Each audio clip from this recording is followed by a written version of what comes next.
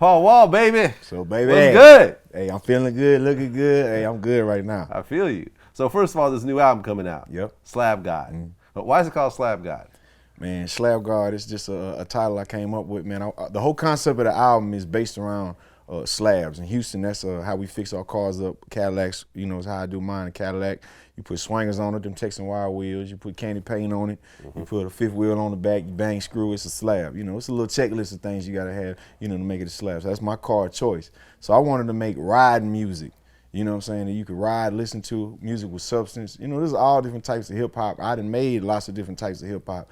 Club music, conscious music, turn up music, freestyle music, music where you screaming on the beat, all different types. I done did a lot of it, and I plan on doing a lot of it in the future. But right now, man, I wanted to make something. A lot of slab riders in Houston, me and my fellow slab riders, they had been asking constantly for, man, where's some real shit at? We want some real shit that we can just bump and ride to, right. You know what I'm saying? And so I just, after working on it for a while, I put, the concept came to me, man. I just wanted to make music for, Slab is my car choice. Whatever your car choice, the music's still gonna fit right in. So, you know what I'm saying? The album is not just all songs about slabs. It's only like maybe 1 or 2 songs about slabs on there, but all the music on there is music with substance, music to jam, music with it. The beat just knocks so hard. The music itself gonna tell you a story, you know what I'm saying? And it just go hard like that, man. So you got a slab? Yeah, for sure. I got a few, yeah. You got a few? Yeah. How many? I got 4. 4 slabs? Yeah. What are they? Let's I break them got down. 2 of them that are road ready, and I got 2 of them that they still in the shop. They're not road ready yet, so I guess technically I got 2 right now. Technically you got 2. Yeah. So the slabs you got are what? I got this. I got a new school XTS Cadillac, the new Cadillac XTS. And I got a 77 hardtop Cadillac Eldorado. Also got a 71 Cadillac Eldorado and a 75 Cadillac Eldorado. So can you consider a new car a slab? Well, that's the Technically? thing. It's the thing. It's like a ongoing debate. Right. There's lots of debates within the slab culture. For instance, if you put if it's not a Cadillac, is it a slab? And it's just all of these are just your personal preference. There's no definition in the dictionary of what it is, and if it's not this, slab is something you make your own. So in my opinion, yeah, I ride Cadillac. So yeah, my Cadillac is slab, but I can't say if you ride in an Oldsmobile or a Buick, it's not still slab, because there's a lot of slabs out there. There's Oldsmobiles and Buicks and all different types. There's slabs, just Benzes out there that they can turn into slabs. Okay. You know what I'm saying? But for the most part, though, traditionally a Cadillac was what the traditional slab was. The 1983, 1984, when the rims came on, the Krager 5-star rims, they was part of the Barich package with Vogue tires. This was the original car, the upgradable car that came from Cadillac, you know what I'm saying, with the wires on it. So in 1983, 1984, when they came out, this is what made a slab. So in our mind, these are things that you have to have. You got to have the wheels on there. But although we're not riding on 83s and 84s that came out in 83 and 84 no more, now we riding on Texan Wire Wheels. That's the company, the brand that makes them nowadays, and they don't make them the same. Before they were made out of aluminum. You hit a little pothole, a little bump, you're gonna have a big ass dent. Right. Now they made out of steel, so you don't have the same problem. Before, they weren't welded all the way around, so a lot of times after riding, after a while, the spokes would come loose or the wheel would come loose. That's why they took it off the market in the first place. We when steel tipping came out in 2004, this is 20 years after 1984.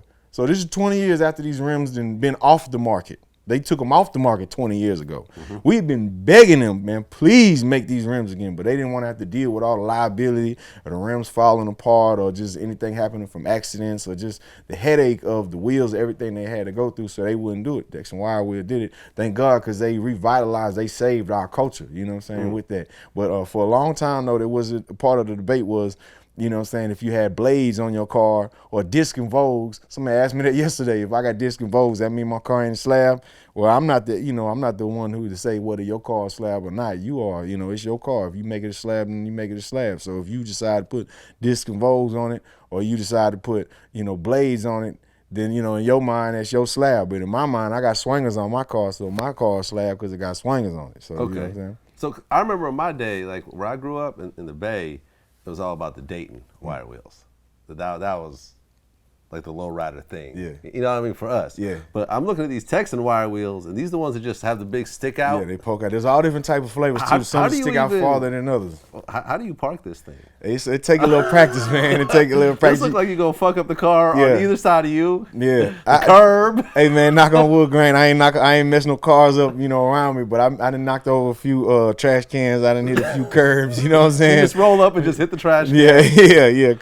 It take a little practice of being able to gauge how far or how wide your car is. But that come too with when you riding in the old school, like if you pull out right now, if you just riding in whatever your car is, and then you go into a car that was made in the 70s, the structure is different. So it's gonna take a while for you to gauge how far. When you turn that Eldorado, you gotta turn a little more wide because it stick out a little farther in the front. So it's the same thing with the wheels. It take a little practice. They're not recommended for first time riders. Like if you ain't never had swangers, I don't recommend you go getting some 12s or 15s. No, man, and that's how far they stick out. I recommend you getting some 6s or some supers, some 8s, something like that, because you got to work your way up. You know what I'm saying? You're going to be in the line to pick your kids up, and you ain't realize that it ain't enough room, or you in the tollway, and it ain't enough room, your wheels ain't sticking by. What you going to do? You sitting there holding up traffic. You don't want that to happen. So I would definitely recommend, man, you work your way up. Okay, so have you seen like cars get fucked up with these wheels on them?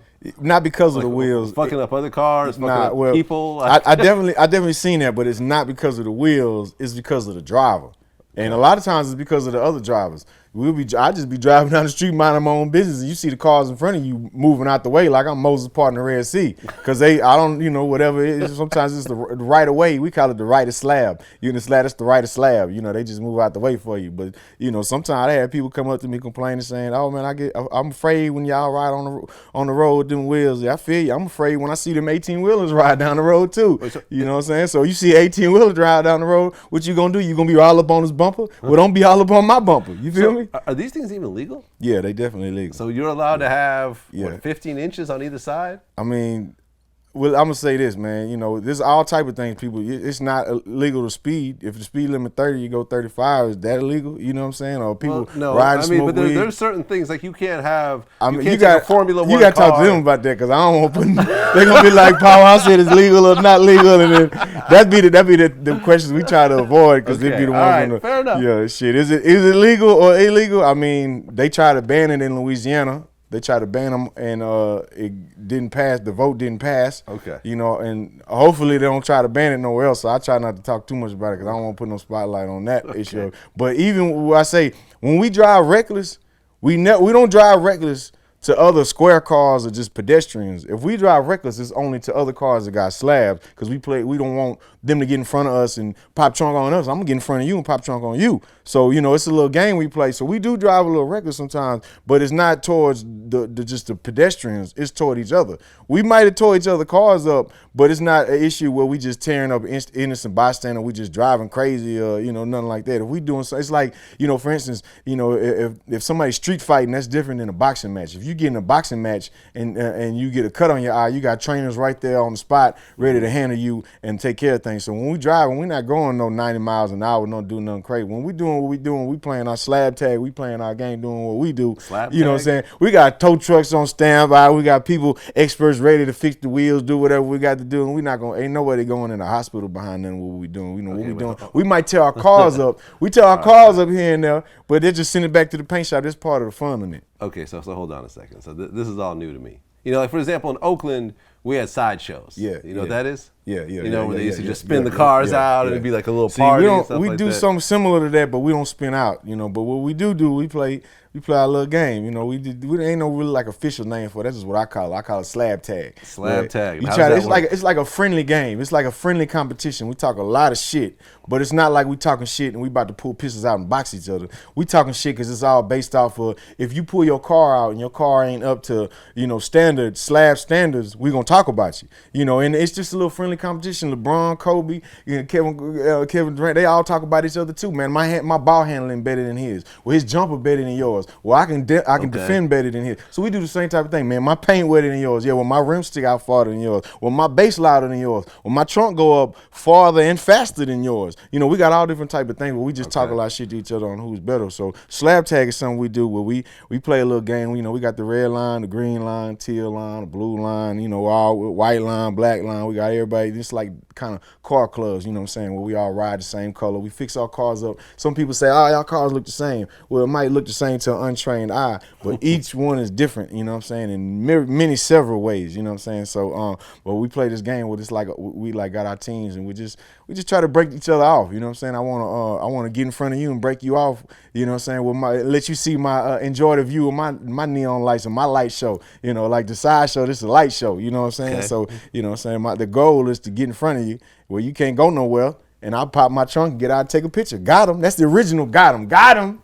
That's the original got him. When we was got him, I got me one where you break them off and you can't go nowhere. You know what I'm saying? And we'll tell our cars sometimes because I don't want to get broke off, man. I'm not going to let them break me off. So I might, you know, it go from the old days of back in the days we fix our cars up.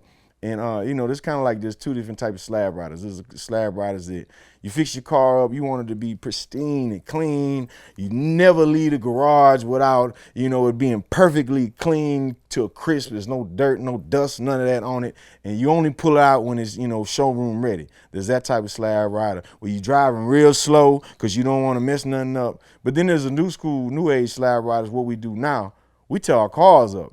I done got my car painted over. This was the 4th time I had it painted. Because we you know, I'm not gonna let nobody break me off. You know what I'm saying? So we put money into it, and we might tear our cars up a little bit, have a little couple fender benders here, but you know, nothing major though. You know what I'm saying? But it's just all part and fun of the game we play. You know what I'm saying? We got, and it's like, you know, we got different off seasons too. You know, of course, the summer our main season. You know what I'm saying? That's when we shine on them. In the summer, because it's summertime, so we can let the top down, the car wash. It ain't gonna be raining as much. Now it's getting into the fall, Christmas. It's gonna be raining, so you know we still pull our cars out. It's perfect for me because I got the song swinging in the rain. Okay. But you know what I'm saying. But typically though, the summertime is when we, you know, that's typically our season. You know what I'm saying, is when the summertime. So how much does it cost to take a regular caddy and turn it into a slab? I mean, the price all depend on several things. You know, how deep is your pocketbook? I mean, because a true slab is never completed. There's always something more you can do. But roughly, if I say, hey Paul, I got this 74 caddy. It's regular. It's all stock. Okay, I want to turn it into a slab. If you got a 2015, 2016 car, okay, it's not gonna cost you that much. Okay, so you're gonna get you a set of rims. You might already, because a lot of the factory candies be wet already. So all you got to do is put a little spray on top of that. You know, if you want to get it done, you might drop a couple racks too on top of that. Put some bang in it. It's not gonna cost too much. So depending on how you come out when you pulling up, whatever you pulling up is gonna be a different type of price range. So you know, the rims might cost, you know, they $2,000-3,000 on up to $10,000 for a set of wheels. You know, to get your trunk done, it could cost, you know, $500 to, you know, $15,000 to get your trunk done. Okay. You know, to get your roof done. If you ain't got a sunroof or you want to make it convertible, you can do that.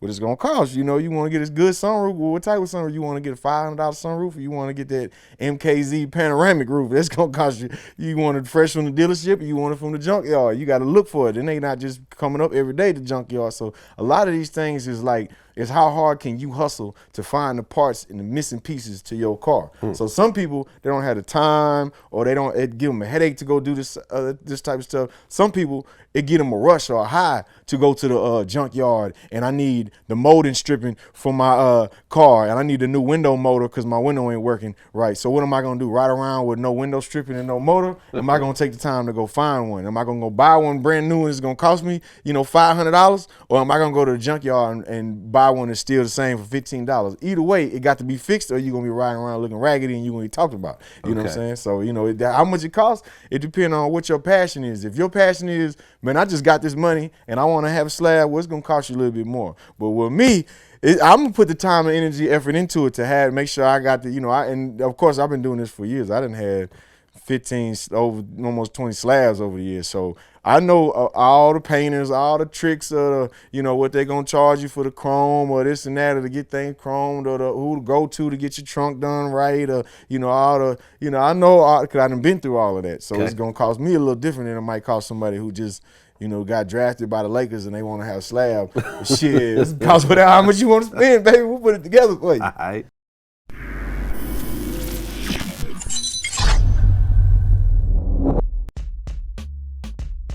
They got pressed by Tax G big on me. Like, yo, we don't like that video. We don't like something that Dice made towards my mans. He shouldn't have said nothing. It's either P Dice or it's all of y'all. Like, we want problems. And as long as he's in y'all squad, we want problems with y'all. WAP said, all right, he gotta go. Fredro Starr won by default. Keith Murray defeated himself. And I'm up for a rematch right now, anytime. And anybody who think they want to challenge Keith Murray, I'm open for that challenge too.